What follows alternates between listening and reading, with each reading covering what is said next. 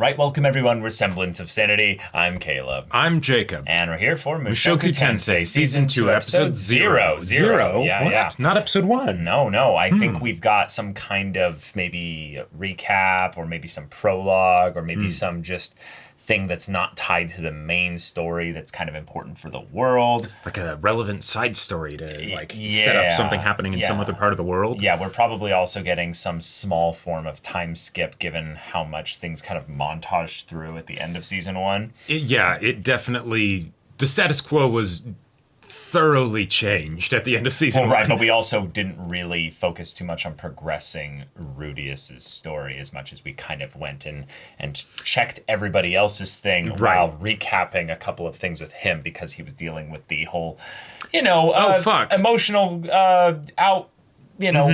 outburst of just frustration and depression and loneliness of, Eris just ditched me. Yep. Okay. Yep. Gotcha. Yeah. That's... Things are, still positive in that, they're not going to just be, separated forever. It's just they've got other things that they're working on. So, exactly. Yeah. But, they couldn't tell you that to your face. They had to leave a note and just disappear. Yeah. So, yeah, a little bit uncomfortable there for Rudius. But now that we're here, Season 2, and apparently they are going to do it the same way they did in Season 1 with a Part 1 and a Part 2. Cool. So one core of anime, which probably just leads to better production overall, which is always good, because that was one of my favorite things about Mushoku Tensei Season 1 was how just phenomenal the production was, given that it was a new studio just coming in to be like, hey, we're going to do this. It just consistently blew me away in ways that I didn't know, a fantasy story could. Yeah. And now with everybody in their own little stories separated off everywhere, this episode 0 could really focus on any of those characters that are out there. But yeah, we're supposed to check this out before we get into the season proper. Right. So yeah, y'all, without further ado, let's get into this. Rudius. Human. Teenager, it seems. Someone feeling like they're in a cage. Yeah. Saw the blonde hair and thought it might be Zenith, but... Oh, God. No, definitely not. How old do you think Zenith is? No, yeah, exactly, right. And then I was like, I guess this is a new character.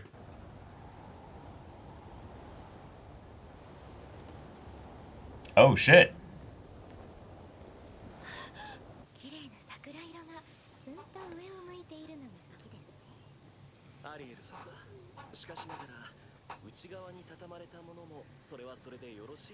Wait. I just realized. They're talking about nipples, I think.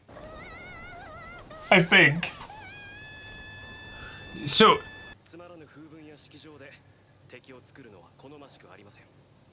Okay.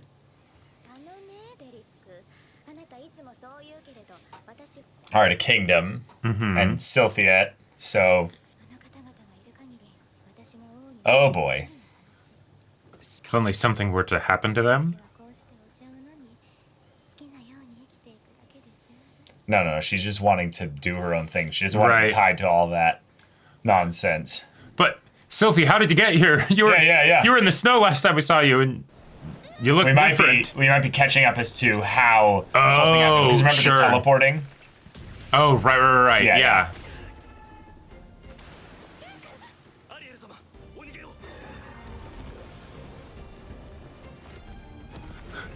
What, is Sylphie gonna, torpedo strike the boar somehow, and... I think you're right. Yeah.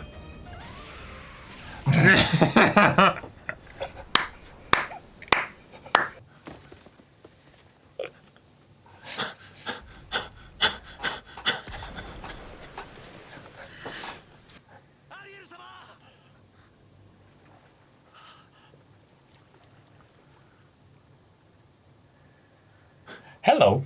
Yeah. All right. Yeah. Love it. That probably also solves the issue of, how she would have, gotten by. You probably owe her a bit of a debt. Yeah, your hair. Yeah, that just sort of happened. Mm-hmm. Azura. Okay. Okay. She's actually relatively close then.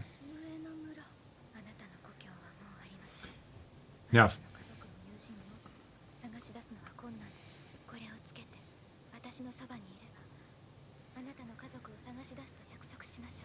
I don't trust her. Stick, huh?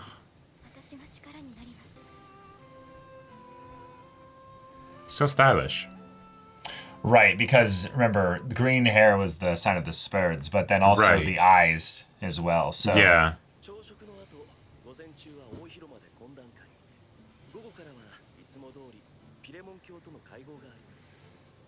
Yeah, that's Paul's brother. Yeah. Yeah, so we are actually like really close. Uh-huh. She didn't get teleported far at all. Oh, and this like shot even. I think that's directly from season 1. I think this is the place where Grandpa got executed. It was, yeah. No! Oh, there's already tons of drama.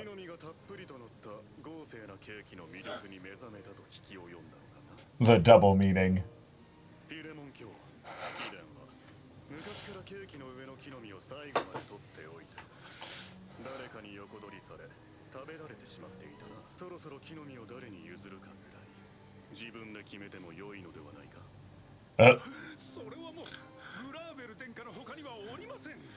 After my dad was executed, I am very subservient. Yeah, I don't think that's necessarily happened yet, though. Because if this is right after the teleportation incident, then that was much later.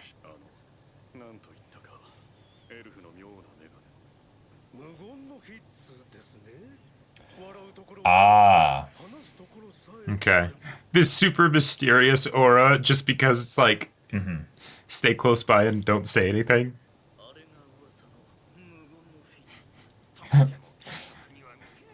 Talk of the court already. Okay, this might actually be after a bit of time because Yeah, they know if there's that already a reputation. Well, right, but they know that Sylphiette can cast without incantations, which is what she learned from Rudius, so it has been a decent bit since teleportation.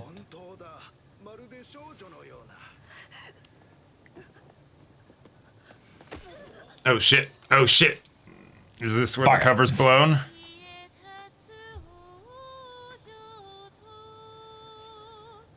This is like the national anthem. Yeah, yeah. Bravo! Bravo! The fakest bravo ever. Uh-huh. He's probably just nervous about her as well, because she could be, you know, conspiring to kill him. Yeah. Oh.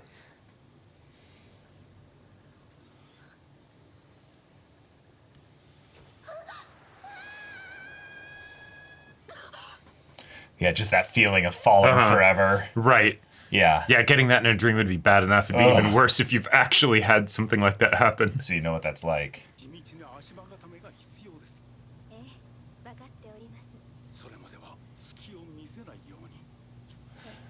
Yeah. Yeah, things are about to get dicier. Yeah.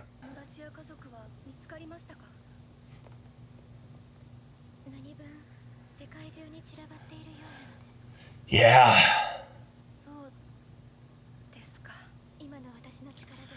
Help me get the throne, and then... I saw this coming.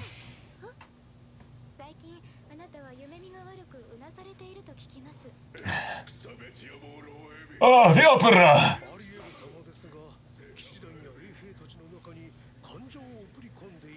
Oh, maybe this is because she's actually fearing an assassination. You know? Right. So it's the, I want a guard with me at all times. Ew.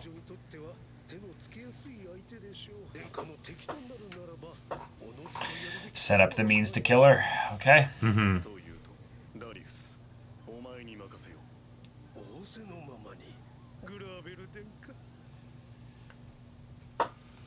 But yeah, you're right. having a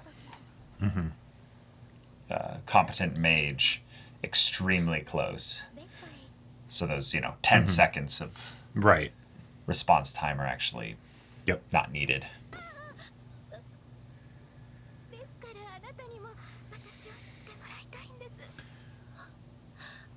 Is this like a play to...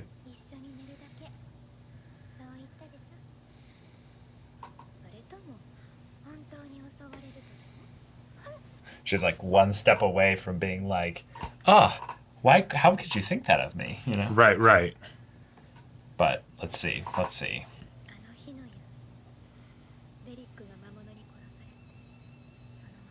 Mm-hmm.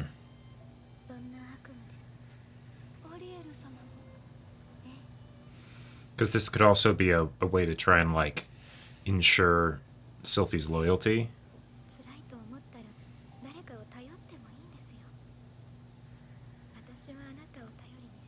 Okay. All right. Okay.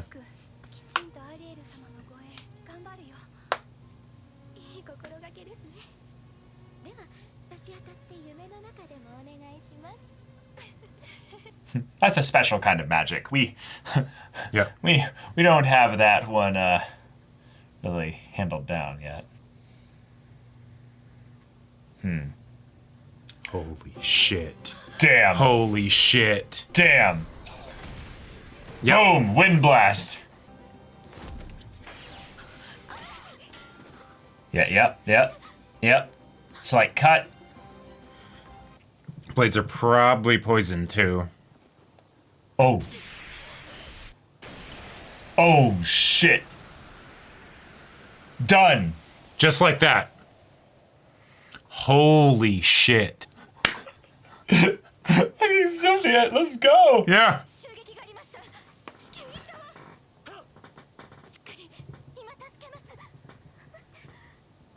Yeah, it probably has some kind of calls you poison. by your actual name. Yeah. That's sweet. Okay.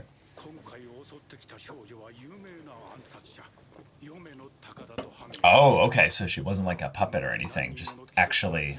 Yeah. And yet that dude was comfortable being with them in public at an opera. Probably because it was a private opera. There was no one else in the seats. Uh-huh. Sure.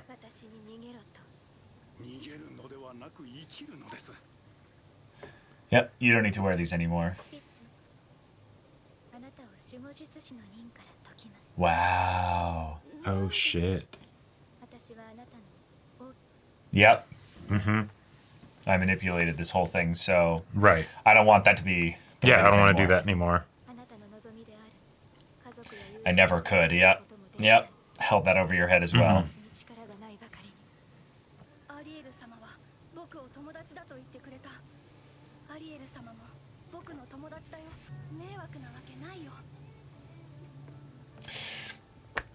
Okay. All right.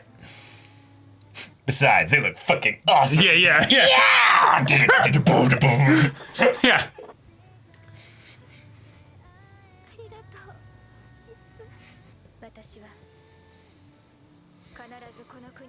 Oh, that's her serious Okay. voice there.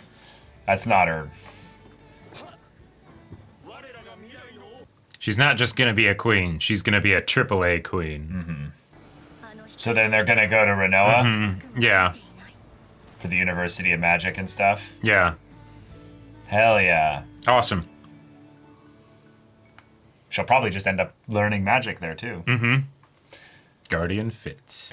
All right, Okay. we're following Sylphiette. Yep. Or Silent Fitz. Silent Fitz. The Guardian, I love that whole idea so much because it feels so in tune with the tone of when Rudius and the whole company were like, okay, we're gonna be an adventuring party, right? But we've gotta build up a reputation, Like it's just got that like bit of the like Rule of cool. rule of cool energy, but also like the very like kiddish, like I've got to be stylish with like the cool glasses or the spiky hair, and it's like, yeah, except this is your manipulative princess Right. girl who's like, no, you will wear this, you will serve me, you it will very do all much this has stuff. intention and purpose behind She it. did manipulate her, absolutely, Yep. and did try to pull some shady shit with her, only to then, because, what the hell, this elf girl keeps saving my damn life. Right. I can't help but feel guilty about the fact that, shit, like, not only did that happen, but I had a guard that tried to save my life. He Fucking got dead. He got absolutely, his back shattered probably, and she just falls from the sky like God itself just decided, you know what? Yeah, just a save star your from life. the heavens that just You're just lucky today. Boom. Yeah. Mirrored. That- Eye popped out. Everything. Right. That was so, like, I love how brutal this world is, while at the same time very much keeping the levity in there. You know, like Yes. in the places where it fits. You know, and that was a fantastic example of it because yes, Sylphie is.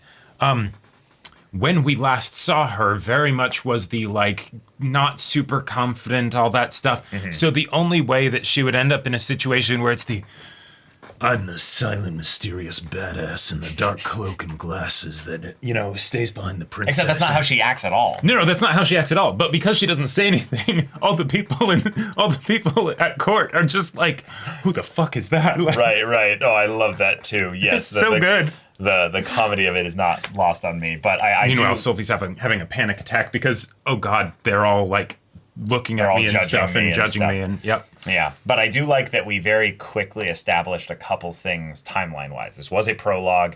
This was something that had happened long before the events of the end of season 1. So now that we've caught up to this point, we can infer a couple things.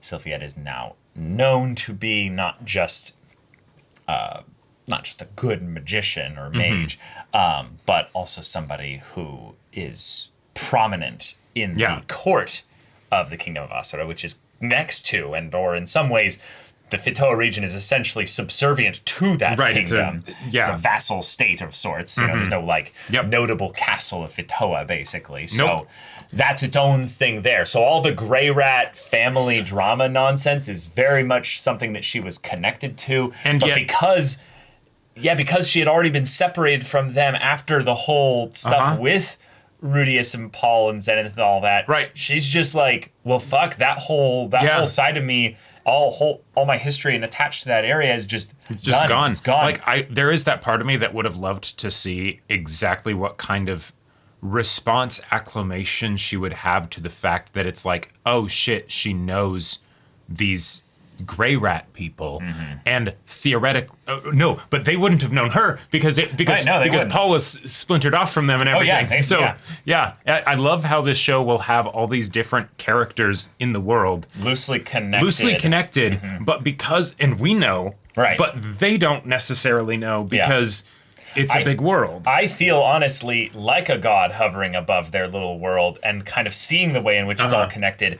But it's the kind of thing where because there's just enough coincidence and fate to it all, it feels very much like there's something, actually a hand of God hovering above. That's like puppeteering. That's puppeteering a lot of things here. And we do know that there are like actual powerful godlike beings in this world. So the fact that she landed in this perfect thing here, yes, it's fucking levity. But also it's the kind of thing of like, okay, we're gonna follow Ariel. Right. We're gonna be really close to Ariel because there's a couple things about her character-wise, not in the meta sense, but literally her character, her nature, that I don't trust her. Like I don't trust her in general. She has a couple things that make her, I would say, more likable, but she's relatively ruthless. It's just that she's not the strongest in the political sense. Right. She has to use a lot more like subterfuge machinations. Well, she has to be more likable. Yes, she has to be more likable. It's in her service to be more likable. So I don't think she's been truly tested outside of the assassination attempts, which then infers the decisions that she makes specifically to be, hey, Sylphiette, or still calling her Fitz, but that's more just something that she had for when she was in private after the whole, you just saved my life, but also you risked your life. Fuck, and you might be dying. Yeah. Right, because even the thing of, like, the thing that would make me most trust her is the, hey, I haven't been on the up and up with you.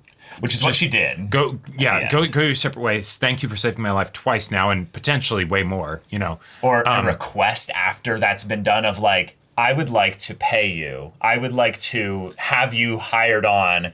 Here's what I can offer you. You can say no. This is very much I will help set you up somewhere else if you don't want this. She is a competent enough intrigue person that I would not put it past her to have made the connection that if I truly want this person's loyalty, I'm going to have to go the extra mile. Which taking her to bed. Includes the stuff at the end here too. Saying go your separate ways. Thank you so much for your service. Like, that could absolutely be a part of it. And yet, I think there's, like, she's just playing the odds if that's what the case, because it's there's probably like a 10% or 20% chance that you do separate. But I've worked my magic on you. You probably want to be with me now, don't you? Playing the odds, but also no, it is a genuine thing, I think, where she was like, no, if you leave, I'm totally cool with that. I would like you to stay, but and if you will, it'll be in a different manner, because I genuinely don't like the fact, both from a practical standpoint and from a relational standpoint, that I kind of coerced you. And absolutely did coerce you. I definitely coerced you, and that hasn't been undone officially, even if we've gotten very close. So I'm going to fix that. Yeah. But, yeah. I really loved the little bits of intrigue stuff that happened here. That was the afternoon snack court talk. And he says, speaking of snacks, I hear that my noble sister, whose mother is the lawful queen, while mine is but a concubine, kind of bringing up you might be younger, but... And the more, like, legitimate heir. Maybe, because prince versus princess and all that, but more direct to line. Right, yeah, so we'll see how that goes. But he says, you recently discovered the sumptuous allure of a cake crowned with berries.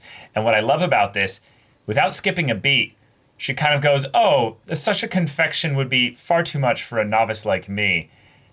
Basically saying, I acknowledge what you're talking about, but don't worry, I'm not a threat here. Basically, I heard that you survived the incident because I know exactly the type of confection that you were eating when that incident happened, which is sus. But then also the idea of him bringing it up to be like, hey, it seems like you were able to handle such a complicated confection, the incident itself, you survived, you got lucky. And then she's like, no, I was lucky, it's not that I'm a threat, I just have a great guard, Yep. And it's the whole thing of where, because there was some time, in between those two things, not necessarily a lot, by the way that this is being discussed here.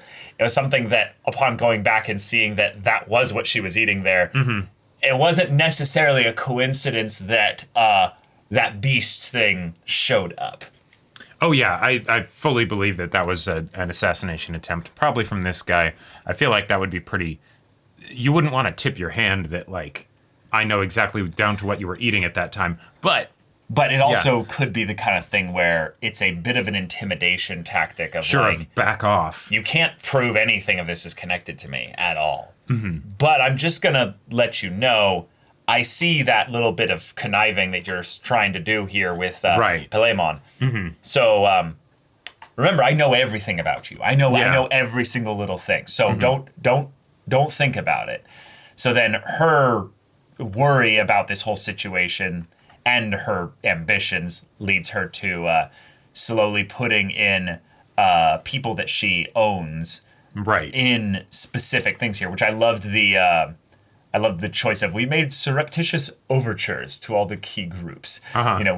We've sung our song, Yep. And now we just have to wait. But by doing that then makes it even more scared. And they're like, okay, now just go kill her. Because if you do something that's based on, like, popularity, that is, not only can that change, but that's not something that you can necessarily, like, wholly depend on even when you are popular. Because if it's just, regardless of popularity, we are offering you a really good deal, right? You can't necessarily trust the people around you. Hence why she's like, no, I specifically need to make sure that at the very least my 2 guards are with me on this. Right. Yeah. And then the assassination attempt in the bedroom with the girl that very much seemed to be a bit too, I don't know, inert. Well, when she was, 1, doing the assassinating, but 2, also on that creepy bald guy's lap. Yeah, no, Did you get the vibe at all that she felt like kind of almost puppeted, not really like... not puppeted not in like literally, but no, it's the whole the power thing of like he's a person of influence and money and all of that stuff. So it's just don't show anything. It's just you're here to be my plaything, right? Like I guess it maybe just felt a little bit like maybe the animation was just kind of like there was nothing, but I was surprised by how little emoting happened. Right, to the point where when she was then revealed to be the assassin, I'm like, well, the funny thing is, but then they're saying that that's a legendary assassin. It's like, yeah, there were a few things that seemed odd about that. Yeah. One, although when the prince gave the order, my first instinct is I thought he was talking to the kid. Like, even though he said the name of the other guy and the other guy was the one who responded, like, I was not surprised in the slightest that the kid was the assassin. Oh, like, really? Okay. Yeah, like I was like, yep, okay, that makes sense. But then, yeah, the fact that this is a legendary assassin rather than just like a noble killer, basically. Right, rather than just like, no, I'm a person, like the bald guy is a person of influence that maybe has a bunch of people that they can have to go kill people. And they were able to be recognized. It's like, then they were very confident in that place that it's no, I'll have this known noble killing assassin like with me. Well, because he does say see to it, Darius. So no, he's right. Not talking to the kid. Obviously not talking to the kid. Yeah. But the idea though then that based on the description, I guess, or maybe the poison, like from some of the other things, like I think if anything, it yeah, I've identified your assailant as the Night-Eyed Hawk, a famed assassin. So I would say that it's based on like the visual aspects there. They never even mentioned poison the whole episode and stuff as well. So there was wasn't there a bit where after the attack and everything, it's like it was just a bit of poison. Oh, maybe they did. Yeah, it was only a little bit of poison. Yeah, because it was a glancing blow. It wasn't like a full like. Yeah. But yeah, I would say if anything, maybe the blade, the description, I would say that kind of lends towards it a little bit more. Yeah, they would be able to figure out the calling card. Sure. They would have found a body if like they would have mentioned that they found a body. So she's not dead. She was blasted out the window, but not killed. Oh, I would be very surprised if she was still alive. Really? In this world of magic, you think she's 100% dead here? Yeah. If they didn't actually find, like they made no mention of finding the body. Well, but they said that they identified the person. I think that she is fully dead. Because while this is a world of magic and everything, the original bodyguard that went to go take the hit of the Minotaur, creature or whatever, or the boar or whatever it was, they got fully killed by that, even though. Yeah, they speak in some semi-present tense here with regards to she has evidently claimed the lives of many nobles before now. Well, we'll see if they do actually come back, then okay, they're still alive, and that could be a way where they're setting up some enemy rival character or something that now is like, oh, you got away, and so now I have to finish the job. I have to go find you and kill you there. Yeah. But I think that's what's being set up here. I would be surprised if they did that, because one of the things I've really appreciated with the violence in this show, while still having everybody be very like superhuman with their abilities and stuff, is that the rules of bludgeoning damage very much apply. Like, we just didn't see her land or fall, so we don't know if she. But she got like blasted back through a stone wall and like fell so the rules 300 feet or something. Right. So the rules of bludgeoning damage would work if she died from the concussive blast of the thing there, but she also, hit her with a big thing of wind, so the wind could have broken it before then. But yeah, we'll have to see. Yeah. Yeah, I would hope that at the very least it did something. But yeah, the speed at which this episode kind of also just rushed through everything. There were some details that would have been nice to have. There were some details that would have been they didn't have, nicer. and I fully understand why they would make that kind of decision, because it's the, hey, let's get back to the present day kind of stuff, the season 2 stuff. Yeah. And this wouldn't have fit to be in season 1, right? Like it could have. Like it could have, but it would have been. We had an OVA in season 1. We could have had a second OVA. Sure. Yeah. Yeah. But also because this is not running at the end of season 1. This is something that happened well before the end. Oh no, yeah, it's right. It's they are season 1 ends with them being in Renoa. Yeah. Yeah. So there's that. But all right. That's episode 0. Y'all, thank you so much for watching this episode's reaction and discussion. If you want to see the next episode's reaction and discussion right now, though, go check out the link in the description below for our Patreon and get an early access there. You can watch full-length timer reactions there, and all this comes with Discord access. You can chat with us in the community there about this show, about anime in general, and also be sure to check out my Baldur's Gate 3 Let's Play on Twitch, and if any of that interests you, we'll see you there. But until then, we're Semblance of Sanity. I'm Caleb. I'm Jacob. And we'll see you all next time.